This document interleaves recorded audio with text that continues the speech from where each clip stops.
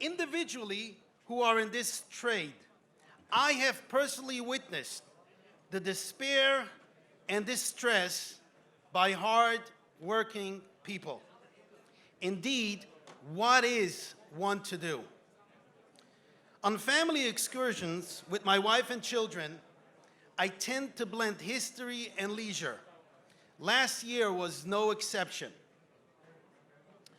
We visited Mount Vernon, in particular President George Washington's Mount Vernon, his estate and his house. In one of the exhibits, at the very end, there is an unassuming little display with a most powerful, powerful lesson, a small miniature of Fort Necessity. You see, in May of 1754, then only a colonel, Washington had his first experience with military and war. It was his very first experience. Washington ambushed the French at the Ohio frontier and killed some of them. He anticipated a counter-offense and built a very poorly Fort Necessity. Needless to say that the French, with a force of 500 men and 100 Indians, did strike back.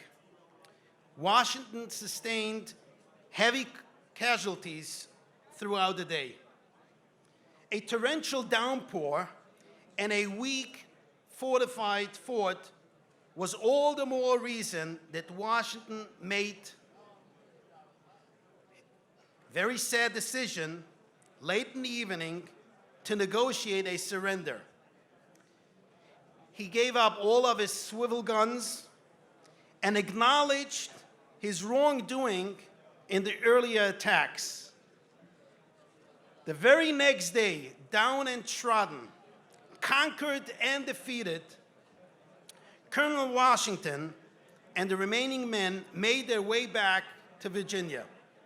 That day on the calendar was July 4th, 1754. Even though his first experience as a commander of soldiers was a complete and utter failure, he, Washington, did not see it that way. He later said about the event, "I heard bullets whistle, and believe me, there was something charming in the sound," unquote. When he arrived to Virginia, he was criticized and blamed for the defeat.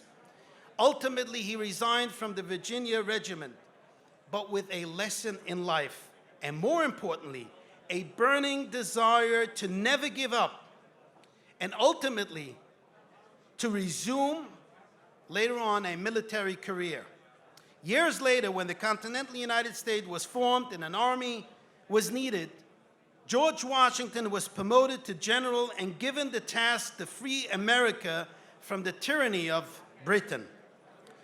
We here today enjoy our freedoms because on July 4th, 1754, Colonel George Washington, while defeated on the battleground, never surrendered in spirit.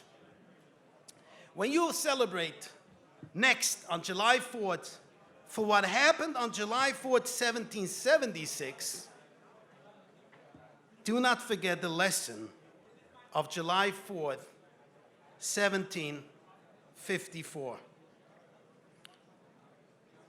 You ask yourself, what is one to do in times like today, when it is not easy? Take out a $1 bill, look at President George Washington, think of Fort Necessity, and you have your answer.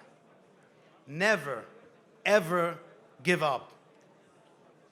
All of you are here today because you worked hard and you didn't give up. Remember it, and you will succeed. Thank you very much. Thanks for listening. It is my honor to now call upon the Honorable Mark Weprin to share with us his insights and perspectives of what is currently taking place in Albany. Mark has a particular focus on representing the New York State real estate industry. Mark has a unique experience, having been appointed to and elected to various positions in New York City and state government. Mark served as Deputy Secretary of Legislative Affairs for Governor Cuomo. Mark has also served as a member of the New York State City Council, where he chaired the subcommittees on zoning and franchises of Land Use Committee. Prior to his election to the New York State City Council, Mark served 15 years in the New York State Assembly, where he authored 63 laws and served as chair of the small business community. With such a record, I have no doubt that the room will be completely silent when you speak. Thank you. Mark.